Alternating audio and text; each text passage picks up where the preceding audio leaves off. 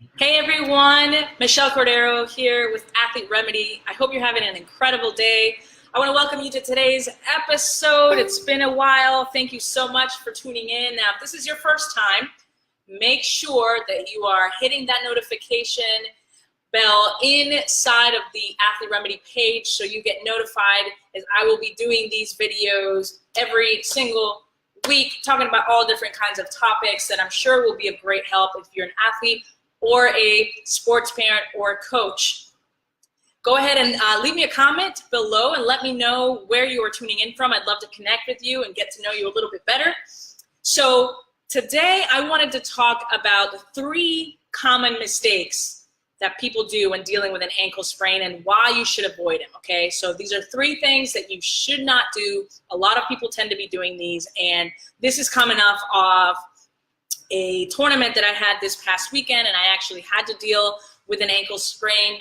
And I realized that this is something that is really reoccurring and that I get asked a lot. So we're gonna just jump right into it. So number 1 common mistake that people do when dealing with an ankle sprain is icing, okay? In particular, how long they ice. So typically, I recommend icing for 20 minutes, and honestly, no more than that at a time.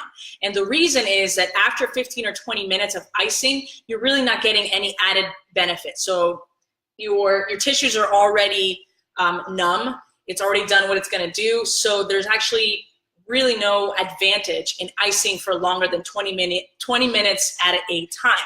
In addition, you run into the issue of possibly irritating the skin. You may have an allergic reaction because of the cold you're exposed to it for too long.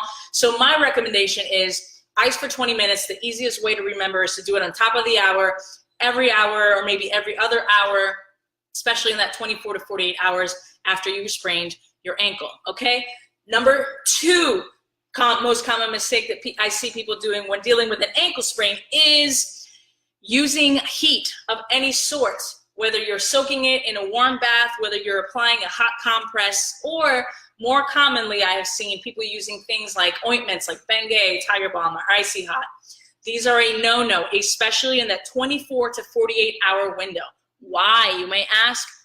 I'm glad you asked. The reason that we don't want to heat up the area in that first 24 to 48 hours after you have sprained your ankle is because increasing the temperature of your tissue, increasing the blood flow, will actually cause more swelling to go to the area, okay?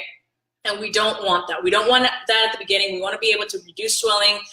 First 24 hours, 48 hours, I'm basically seeing how severe the ankle sprain is, and you don't want to be adding contributing factor to increase that swelling, which will potentially keep you out for longer, okay? So stick to icing in the first 24 to 48 hours, no heat, not even any ointments that may increase the heat, okay?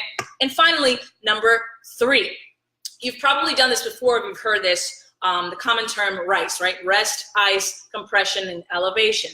I want to talk specifically about the C, compression.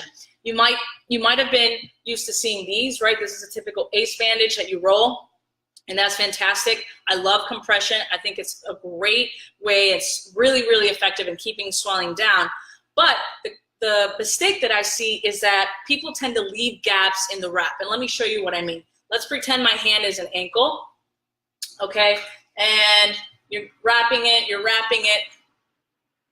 What happens is that as you put this and you put maybe a sock over it, you might have gaps between the wrap, okay, like this, leaving a skin exposed. And what that happens is it actually drives that swelling out of there, so it tends to be lumpy. So what you want to accomplish and what you want to use instead is a compression sleeve, just like this. This is a compression sock, and the reason this is more effective than that is because, as you can see, you just put it on, and it is completely smooth. So you're getting continuous compression, and you're not gonna leave those gaps in the skin, and it's gonna be way more effective in getting that swelling down.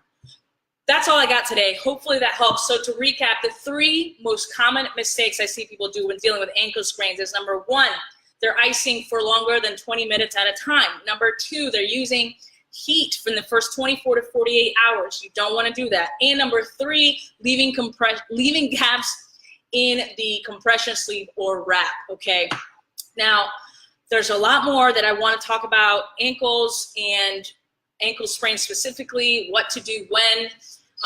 As part of the process. Ankle sprain, every ankle sprain is different, and there's certainly some base knowledge and things that you do in your approach. So if you found this helpful and you like more information, if you'd like maybe a guide that I'm putting together, leave me a yes in the comments below. I'm going to leave actually an email address where you can email me, and I can send you the do's and don'ts list for an ankle sprain that I went into.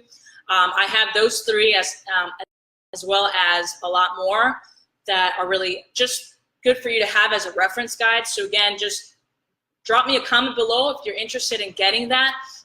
And if you're interested in learning a little bit more, I'm developing more of an insider kind of take on this, so we can take an ankle sprain from the day that it happens all the way through to returning to play. So if you found this helpful, drop me a like if you like this video, leave me a comment below and let me know what you think, any questions that you might have. Share this with your friends, and remember to follow Athlete Remedy, and let me know if you have any questions or feedback or ideas about stuff that you want me to discuss. So I will see you next time.